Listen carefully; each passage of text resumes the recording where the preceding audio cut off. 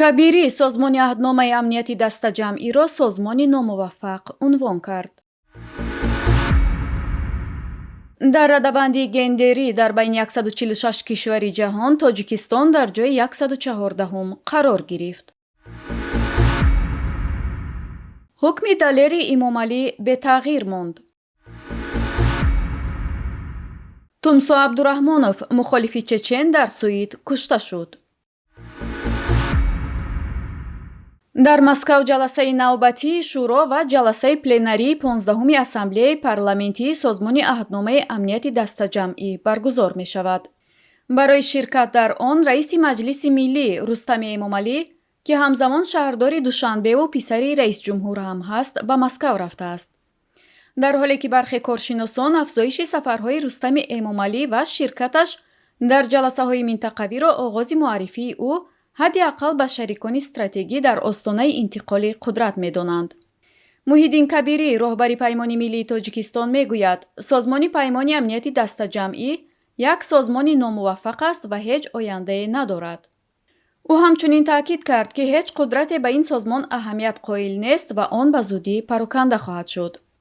дар посух ба суоли блогнависи Тотор Руслан Айсинки пурсид, чаро нишасти СПАД дар Ереван номуваффақ тамом шуд, роҳбари мухолифини тоҷик гуфт, худи СПАД як созмони номуваффақ аст ва созмони номуваффақ наметавонад нишасти муваффақ дошта бошад. Вообще-то ОДКБ это говорит о том, что этот саммит ОДКБ был неудачным. Сама ОДКБ как организация, она очень неудачная организация. Не может быть неудачной организации, региональной организации, удачных саммитов или заседаний. Потому что эта организация, она как бы по уставу должна защищать своих членов от внешней агрессии. Так и написано, то есть для этого и создан. Но ни разу еще не было такого случая, когда ОДКБ вступила в силу, когда кому-то из членов этой организации угрожали извне. Не будем сейчас об этом говорить, насколько это, например, для Армении. Армения считает, что его интересам безопасности угрожает извне. Азербайджан не является членом ОДКБ, но несмотря на все призывы ОДКБ, призывы Армении, ОДКБ еще не старается особо защищать Армению. На самом деле эта организация, она создана для того, чтобы защищать диктаторов от собственных народов. Да, они могут написать там что угодно в уставе, но основная задача этой организации обеспечить власть или защищать власть действующих лиц от собственных народов. То есть это коллективная полицейская структура, которая вступает в силу, когда есть такая необходимость для того или иного президента. Например, в Казахстане в январе, в начале этого года были события, и тут же дали этим событиям статус, скажем, глобального, что ли, там были якобы говорили о том, что афганские боевики участвуют. Так и никто их не видел, не нашел потом. Но механизм запущен, и по линии ОДКБ Россия и Таджикистан символично 200 или 300 солдат отправили туда. То есть они очень оперативно отправили туда армию для того, чтобы не дать казахскому народу осуществить революцию против властей. Вот в этом и заключается задача ОДКБ, поэтому они используют эту структуру именно таким образом, и Армения это поняла как член этой организации, поэтому Пашинян не стал подписывать, по-моему, 2 документов, и тем самым он показал, что недоволен работой этой организации, и даже были призывы со стороны отдельных политиков и даже парламента Армении, что если так будет продолжаться, Армения будет выходить из этой структуры.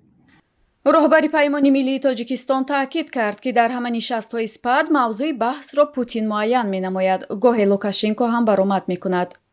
ва дар посух ба ин суол ки раҳмон чаро дар ин нишаст аз назарҳо ғоиб буд, Кабирӣ гуфт раҳмон медонад ки мавзӯи асосии баромадҳояш пурсидани силоҳ ва муҳимоти ҷангӣ дар ин нишаст кор намедиҳад. ва аз тарафи дигар бинобар баромади қаблиаш дар муқобили Путин фаҳмид, ки каме аз ҳад гузаронд. Бинобар ин дафъа тасмим гирифт хапакак дар кунҷе биншинад, то хоҷаашро бештар ғазабнок насозад. А Рахмон что? ОДКБ для Рахмон, он в очередной раз сейчас не может попросить у Путина военную технику, а это его любимая тема во всех заседаниях ОДКБ. После того выступления против Путина, он почувствовал, что он немножко так горячился, видимо, не рассчитал свои силы, и поэтому решил на этот раз сидеть тихо в углу, для того, чтобы не разозлить еще больше хозяина. Тоҷикистон дар радабандии нави ҷаҳонӣ аз рӯи фарқияти гендерӣ The Global Gender Gap Index 2022 дар байни 146 кишвари ҷаҳон дар ҷойи 114-ум қарор дорад. Ин радабандӣ аз ҷониби Форуми ҷаҳонии иқтисодӣ нашр шудааст, ки мавқеъ, ҳуқуқ ва нақши занон ва мардонро дар 4 самти асосӣ маориф, тандурустӣ, иқтисод ва сиёсат инъикос мекунад. Тоҷикистон аз рӯи меъёри таъмини баробарии занон ва мардон дар ҳаёти иқтисодӣ дар ҷойи 107-ум аст. Дар дастрасӣ ба таҳсилот дар ҷойи 117-ум ва аз рӯи имкониятҳо дар соҳаи тандурустӣ дар ҷойи 84-ум аст. аз рӯи меъёри то чӣ ҳад соҳиби қудрати сиёсӣ будани занон Тоҷикистон дар ҷойи 109-ум мебошад. миёни кишварҳои Осиёи Марказӣ Қазоқистон дар радабандии баландтарин дар ҷойи 65-ум қарор дорад. Қирғизистон дар ҷойи 86-ум қарор дорад. Узбекистон ва Туркманистон дар ин радабандӣ нестанд. дар раъси радабандӣ 3 кишвари шимолӣ Исландия, Финландия ва Норвегия ҳастанд. бузургтарин миқёси нобаробарии гендерӣ дар Покистон ва Афғонистон ба қайд гирифта шудааст, ки мутаносибан 145 ва 146-умро ишғол карданд. додгоҳи шаҳри Душанбе ҳукми 10 соли зиндони Далери Имомалӣ, яке аз рӯзноманигорони маҳкумшудаи тоҷикро бетағйир гузоштааст. мурофиаи додгоҳи рӯзи 30 ноябр дар СИЗО пушти дарҳои баста ва бидуни ширкати наздикони Далери Имомалӣ баргузор шудааст. тибқи иттилои Азия Плюс бо истинод ба Саъдулло Қаюмзода, вакили дифои Далери Имомалӣ, додрас ҳукми додгоҳи ноҳияи Шоҳмансур аз 17 октябри соли равон нисбати зерҳимояашро бетағйир гузошт. Далери Имомалӣ яке аз 4 рӯзноманигори зиндонии тоҷик аст, ки бо ҳукми додгоҳи ноҳияи Шоҳмансур рӯзи 17 октябри соли равон ба 10 соли зиндон ва 12,000 сомонӣ ҷарима маҳкум шуд. додгоҳ ин рӯзноманигорро ба соҳибкории ғайриқонунӣ, расонидани хабари бар дурӯғ ва узвият дар созмони дар Тоҷикистон мамнӯи гурӯҳи 24 гунаҳкор кард.